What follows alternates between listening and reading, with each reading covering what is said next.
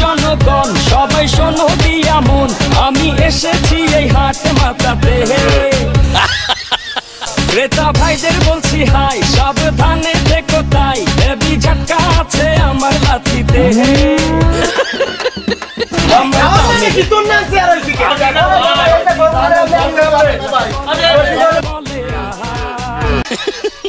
আমি হেলে দুলে চলি চিনি তামামলি গলি, কষাই উস্কা খাবে এমন আমার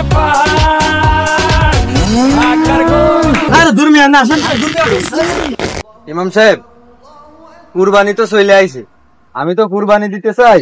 যদি আপনার মতন ভালো ভাগীদারের সাথে কুরবানি দিতে পারতাম আমার খুব ভালো লাগতো। এই বিষয়ে আপনার কি মতামত? দেখো, 2 দিনে তো কুরবানি দেওয়া যায় না, আর একদিন হলে একটু ভালো হইতো। আসসালামু আলাইকুম ইমাম সাহেব। ওয়ালাইকুম আসসালাম। কে সালাম দিল? ইমাম সাহেব, আপনি তাহাকে বাতায়া দেন, মানে বলে দেন যে আমি কোনো ঘুষখোরকে সালাম দিই নাই। ইমাম সাহেব, আপনিও তাহাকে বাতাইয়া দেন, অর্থাৎ বলিয়া দেন। কোন সুদখোরের মুখে সালাম শোভা পায় না। আহা, ওটাকে সুদ বলে না রে বাবা, ওটাকে বলে মুনাফা, অর্থাৎ রিবা।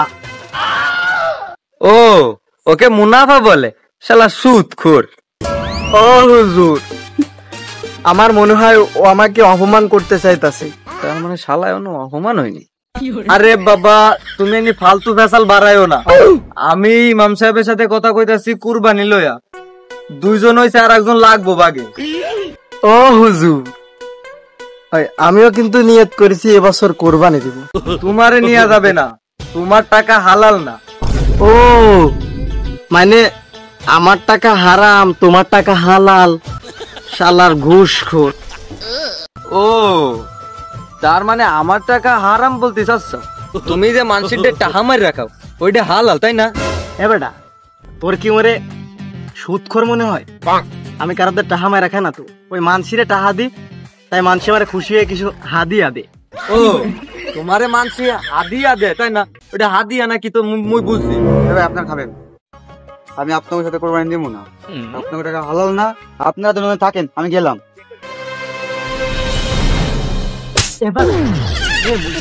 হুজুরের সাথে কোরবানি দিলাম না, তুই তো মিয়া ভালো খারাপ।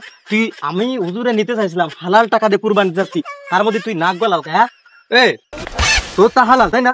তোর তা হালাল নাকি তোর তা হালাল? কুরবানি এবছর আমি তোর থেকে বড় গরু কুরবানি দিয়ে দেখাবো। শালা, তোর থেকে বড় গরু কুরবানি দিয়ে আমি দেখাবো। এই অঞ্চলে কেউ দিতে পারবে? দেখা যাক, দেখা যাক, দেখা যাক। তুই যা, সর। আরে ভাই, দেশাল নেন, দেশাল, দেশাল 1 নম্বর গরু, দেশাল। চলে আসেন, চলে আসো। দেশাল গরু, দেশাল, দেশি মাল, দেশি মাল নিয়ে যাও। দেশি মাল আমার কাছে আছে, এইটা দেশি মাল। বাইডি, দেশাল ছোট মাল সব ওই সাইডই, ওই সাইডই চল। বড় ভাই, ঘুষ খেয়ে তো টাকা পাহাড় জমাইছেন, এটা আল্লাহর জন্য বড় গরু কুরবানি দিলে কি হয়? এই মানসির শুনছিস না? কুরবানিতে বড় গরু কিনতে গেলে দাম বেশি নেবে না, ছোট গরু কিনে কুরবানি দিলেই আছে। মানুষের ধ্যান তো কুরবানি দেয়, তুই বুঝিস না কেন? সব তো আল্লাহ দেবে। বেশি ওইদিকে ডাকতেছে, এইদিকে চল। আসেন, আসেন, আসেন, আসেন, আসেন। দেশাল এখানে, এখানে দেশাল। এ ভাই, কে বল না ছোট একটা দেশাল কইলেন, সেটা কই? আরে ভাই, সব সেল, সেল, খালি সেলের পর আছে। এইখানেও সেল হয়ে যাবে, কথা বলতে হয় ফসাফট। আরে বাড়ি ভুষা মাল খুলে দেবো, মিলি নিয়ে চলে যাও।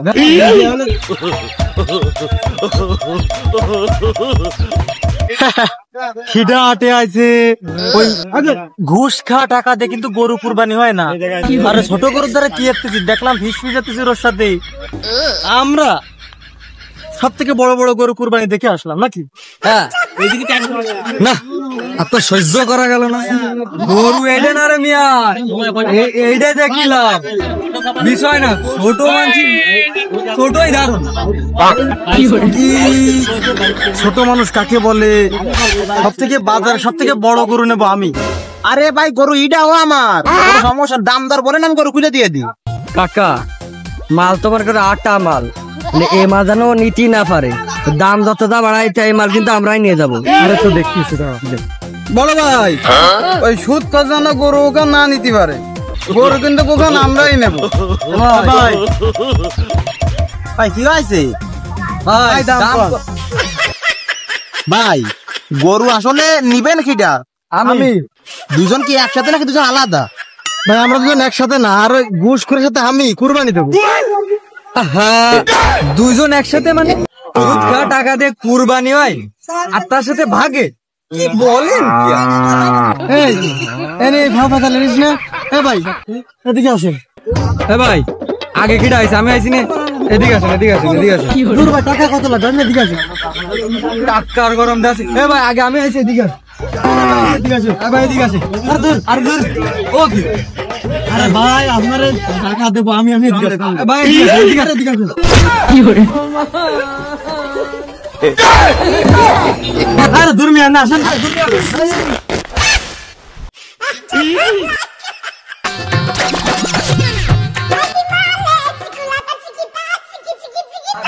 বলে তোরা গরু নিস আর নিস, আমার গেঞ্জিটাকে গেঞ্জি ছিঁড়ে করলি কি তুই আমার?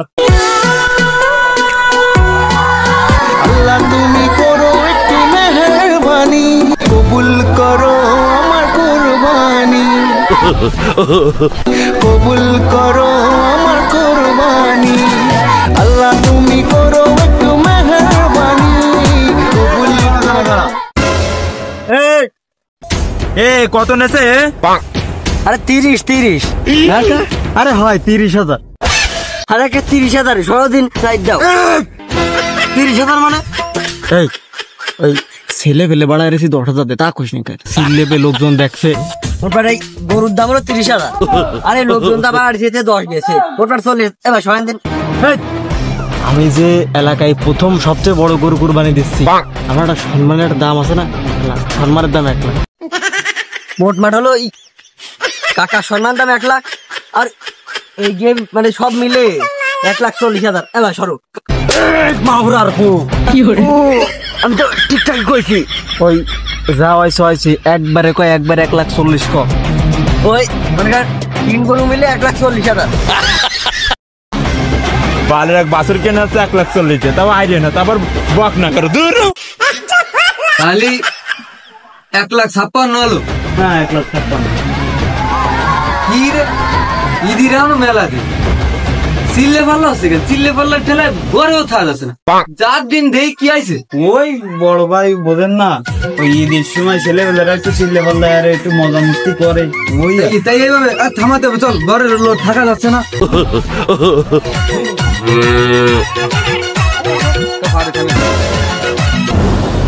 কি সুৎখোর, ব্যাপার কি? ছেলে ফেলে নিয়ে চিল্লে পাল্লা এসছে কেন? বুঝলাম না তো। চিল্লে পাল্লা করবো না তা কি করবো? আরে কুরবানি দেবো না এবছর, মনে কর কুরবানি দেবো তো, প্রথম বছর কুরবানি দেবো, সবচেয়ে বড় আইডিয়াটা কিনে আনেছি বুঝিনি জনগণ। আরে দেখানোর জন্য ছেলে পেলে মনে কর ভাড়া করেছি, এরা তো চিল্লে ফাটাই ফেলাবে বুঝিনি, টোটাল চিল্লে বেশি কথা কইছি। ওই গুস করে সাথে কথা কর টাইম নেই দরকার। চলো গরু মর তো থাকবে না নে। সব বুঝলাম, তা তোকে গরু কই?